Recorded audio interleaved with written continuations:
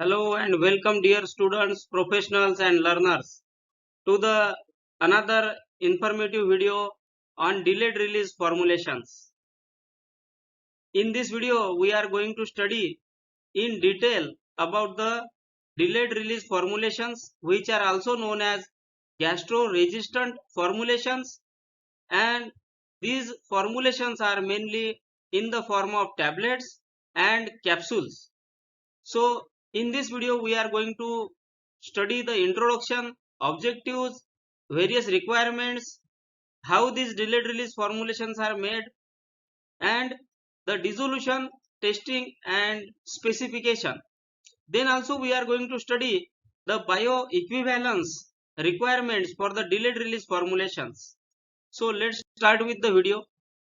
Delayed release formulations, these are also known as enteric coated and also called as gastro-resistant formulations.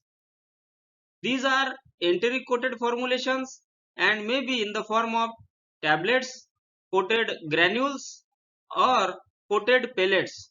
So the coated pellets and granules are generally filled into the capsules. The capsules may be hard gelatin capsule or HPMC based capsules. So the formulations are mainly tablets and capsules. The enteric polymers provide the gastro-resistant or delayed release characteristics to the formulations. So these are the modified release formulations. Mainly if you see, these are not the IR type of formulations. These are modified release formulations where the release is altered or modified. That means these formulations are enteric coated formulations, and the enteric coating provides these formulations gastro-resistant characteristics or delayed release characteristics. These are generally known as DR formulations, or as per European pharmacopoeia, these are known as gastro-resistant formulations. The characteristics of the delayed release formulation is that this formulation doesn't release the API or drug substance into stomach, but release the API or drug substance into intestine. That means the formulation is resistant to the acidic environment of stomach, but the formulation release the drug in the basic environment of intestine. These formulations do not release the content in acidic environment of stomach, but release the content in the basic environment of intestine. So what is the need to make this type of formulations? First important point is protection of gastric mucosa from irritation due to drug. Some drugs may be irritation, uh, pro, uh, some drugs may show irritation to the gastric mucosa, like aspirin is there. Then protection of the acid labile or acid sensitive drug. The example is duloxetine, and the other acid reducing agents like pantoprazole, rabeprazole, esomeprazole, omeprazole and many more.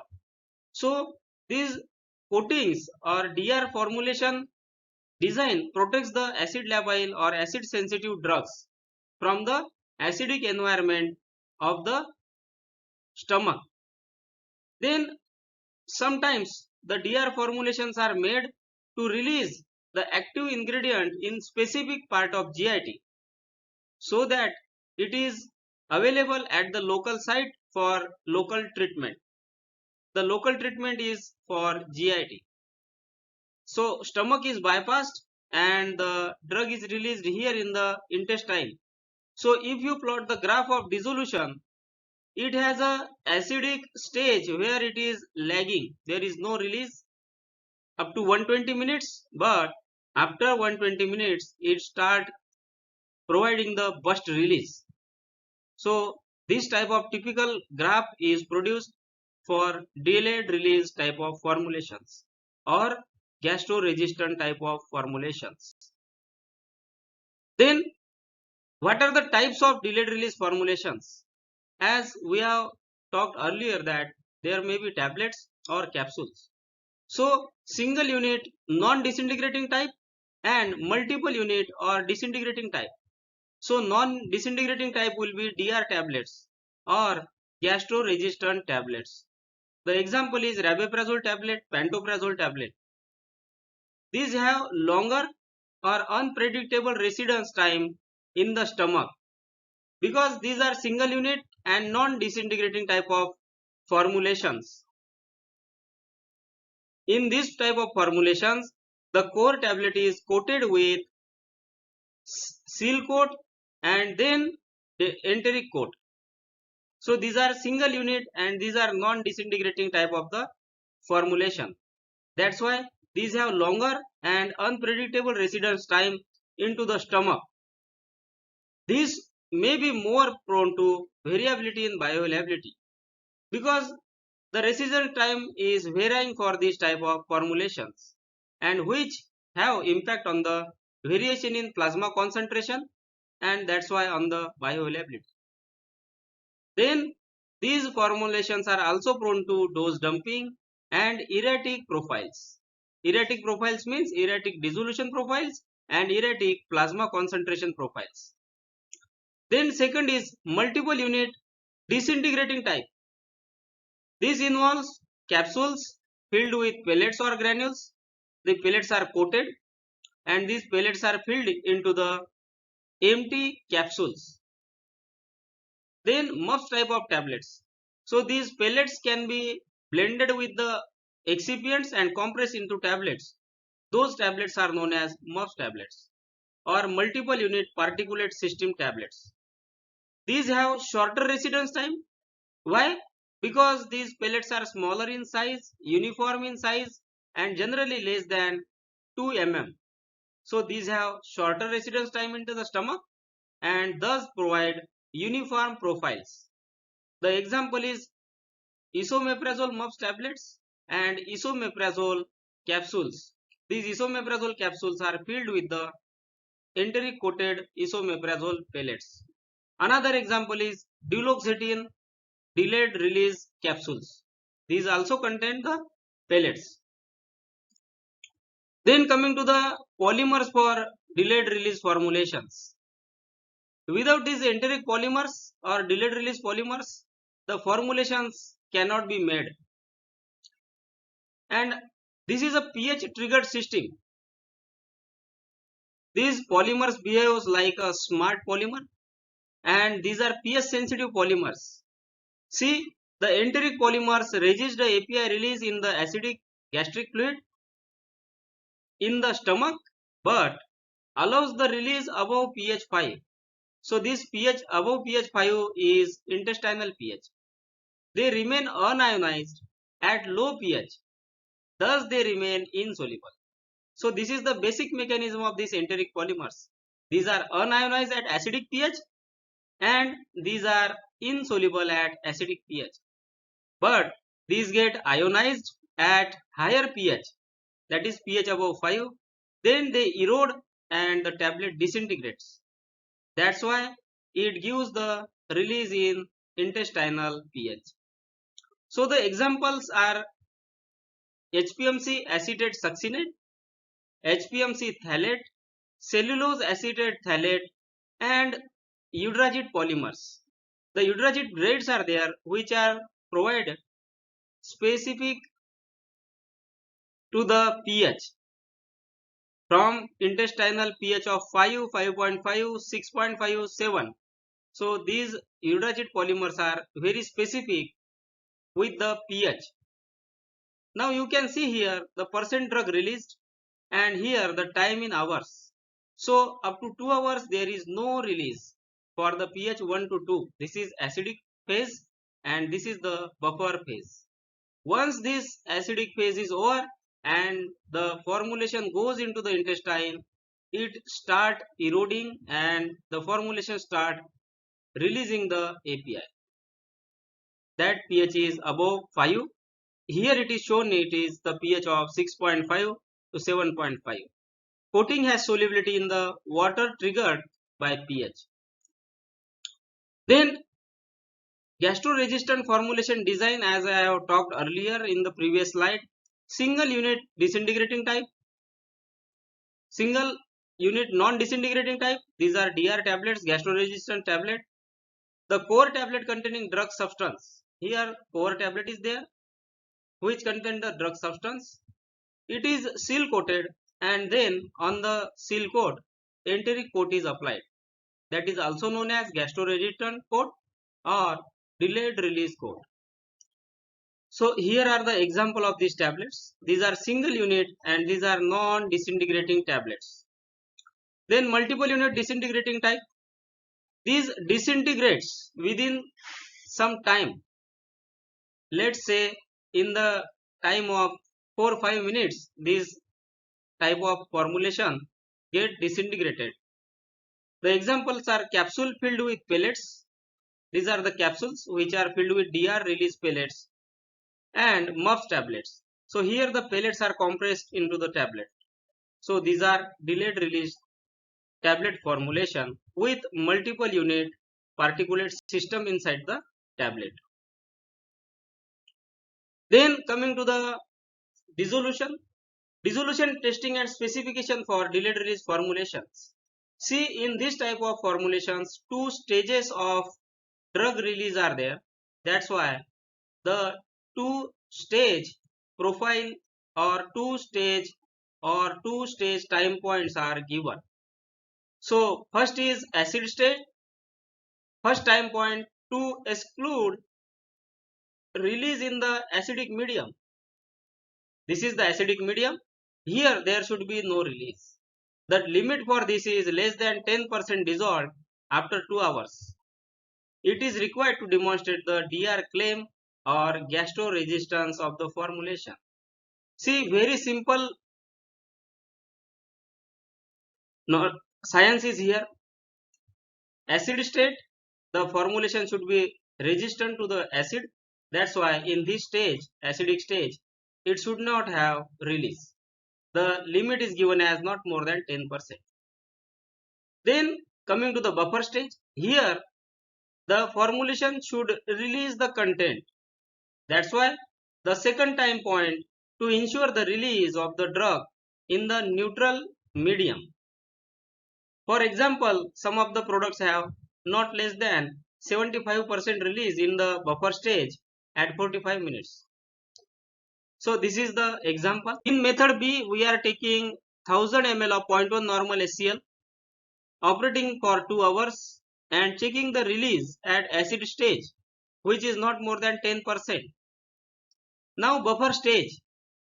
In method B, drain the acid from the vessels and add to the vessel 1000 ml of pH 6.8 phosphate buffer prepared by mixing 0.1 normal HCl with 0.20 molar tribasic sodium phosphate in the ratio of 3:1 and adjusting if necessary with hydrochloric acid or sodium hydroxide to pH 6.8.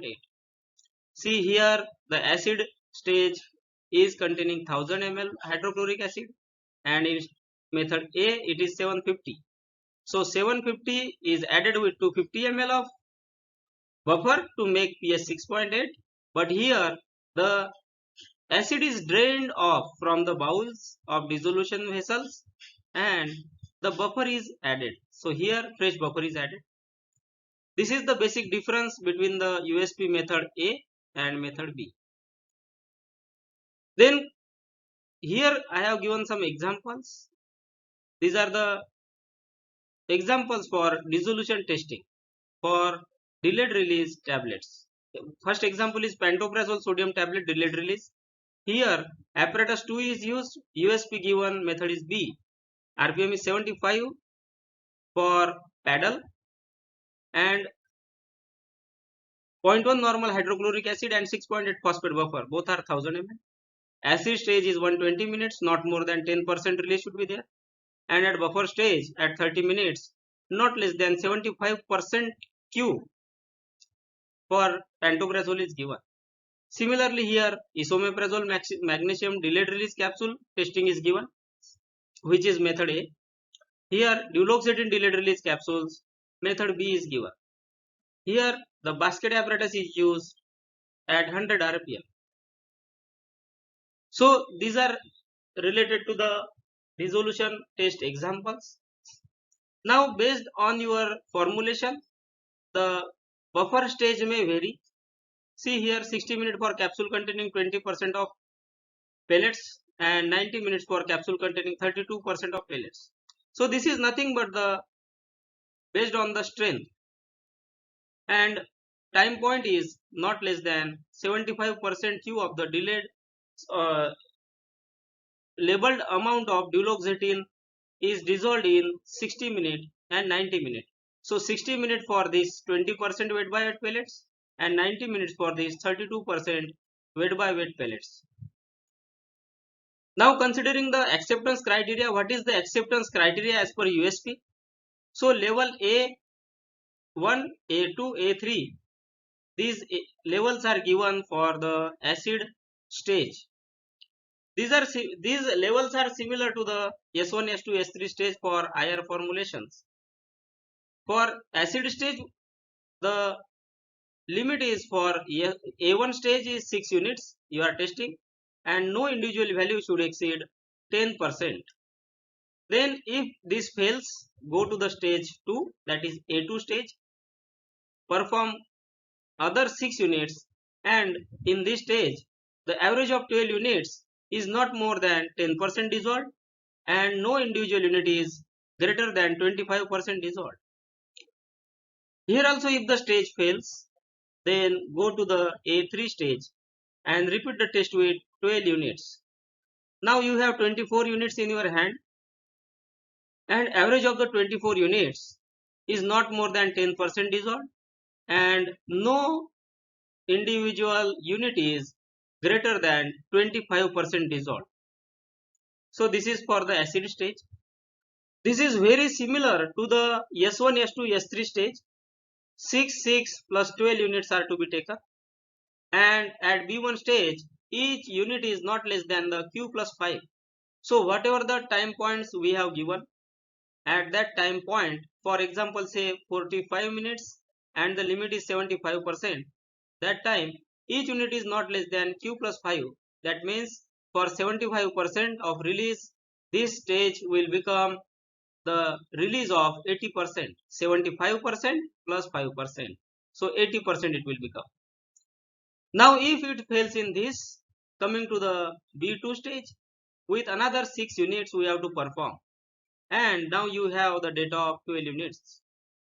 Average of 12 units B1 plus B2 is equal to or greater than Q. Now what was our Q? It was 75%. Now average of 12 units will be equal to or more than 75% and no unit is less than Q minus 15. So there should not be any unit which is showing Q minus 15. So if you take 75 Q, 75 minus 15% will become 60%. So no unit should be less than 60%. If the test fails in B2 stage, it will come to B3 stage, and here in B3 stage average of 24 units is equal to or greater than Q, not more than 2 units are less than Q minus 15 and no unit is less than Q minus 25. So here Q minus 15, that will become 60. 2 units should not be more than 2 units should not be showing release less than Q minus 15 and no units is less than Q minus 25. So here not more than 2 units is given, and here no unit is less than Q minus 25% is given. Then alcohol dose dumping dissolution studies for DR formulations. Yes, for some of the DR formulations these studies are required. Example is duloxetine capsules, where the US FDA recommends the use of 0%, 5%, 20% and 40% alcohol in the dissolution media of 0.1 normal SCl. and these profiles are required to be submitted to the agency. Then multimedia dissolution studies. See, zero point 0.1 normal HCl for 2 hours is the acid stage, followed by testing in USP buffer media in the range of 4.5 to 7.5, that is buffer stage, and this 4.5 to 7.5 pH may vary. These tests to be performed under standard test conditions and different speeds to be used for dissolution study with USP apparatus 1 or 2. See, if the SMPC, this is summary product characteristics, requires co-administration with food or does not exclude the co-administration with food, gastro-resistance should also be tested under conditions representative of the fed state. So, here the meaning of this sentence is, you should not perform only the gastro-resistance test with 0.1 normal HCl for 2 hours, but the test should run at higher pH also, like in the range of 3 to 5 for both single unit non-disintegrating and disintegrating dosage form with multiple units to determine the resistance to release in the fed stomach. Most meals will temporarily buffer the pH in the range of pH 3 or above. So pH 2 would not be sufficiently challenging test. The simple meaning of this is, perform the acid release test or gastro-resistant test in the pH range of 3 to 5 also. Then coming to the control strategy for dissolution. See, the DR formulations are type of modified release formulations, and control strategy should be there in place to control the batch to batch variation and to provide assurance of the DR profile. So the dissolution is controlled by controlling the critical quality attributes of the delayed release formulation, like the integrity of the gastro-resistant coating. Then studying the impact of enzymes and impact of pH on the dissolution.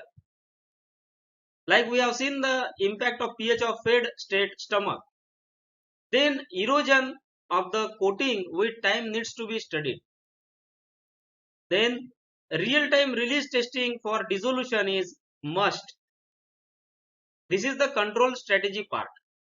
Then enteric coating weight gain in relation to in vitro and in vivo drug release should be established.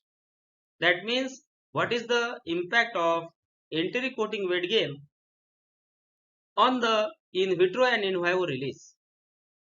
Then impact of the manufacturing scale on the DR coating and the drug release should be established. See, the drug is coated with the gastro-resistant coating, and DR coat is a type of functional coat. It is not like film coat, because this DR coat is affecting the release. That's why the impact of manufacturing scale on the DR coating and drug release is to be established.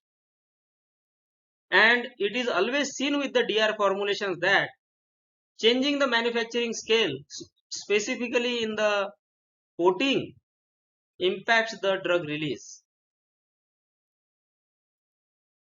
Then coming to the bioequivalence study. See, generally these studies are required for fasting and fed state for delayed release type of formulations. And as per the bioequivalence guide of EMA, the fasting and fed both conditions are required to be studied. If you are making a generic formulation, then you will have a PIL, patient information leaflet, or you will have SMPC, that is summary of the product characteristics. So in that you can check how the claim is given for the product and how the administrations are instructed. So based on that, if the SMPC recommends intake under fasting state or irrespective of the food intake, see here, the SMPC recommends intake under fasting state or irrespective of the food. Then fasting state A single dose study under fasting state condition is required for all the strains. And fed state. One single dose bioequivalence study at highest or most sensitive strength is conducted in fed state may be sufficient. So based on the SMPC recommendation, we should decide in which state the all strength are required to be studied and in which stage one strength may be sufficient for demonstrating the bioequivalence.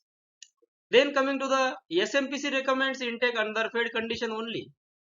If the innovator product or reference product or comparator product states that the product is required to be taken under fed conditions, that time the generic product is required to be tested in phase state with single dose study under fed conditions for all the strains, and one single dose bioequivalence study at the highest strength or most sensitive strength in the fasting state. So this is based on the SMPC recommendation for innovator product or RLD or comparator product or reference drug, and based on that the bioequivalence study is required to be undertaken. Similar to the IR formulations, Cmax and AUC T/R ratio and all these requirements are very similar for this type of formulation. So I think this video might be helpful for you people, and in this video we have seen the introduction, what are the types of delayed release formulations, what are the implications, why these are made. Then we have seen the dissolution specifications, dissolution requirements, and at last we have seen the bioequivalence requirements. See, in the delayed release formulations, the lag time will be there for 2 hours. There will no release in these 2 hours. That is also known as lag time in the acidic stage, and then the formulation will start releasing the drug. So always keep this in mind that the delayed release formulations will have a lag time. So thanks for watching the video. Please do like, share and subscribe to the Pharma Learning in Depth channel. Thank you.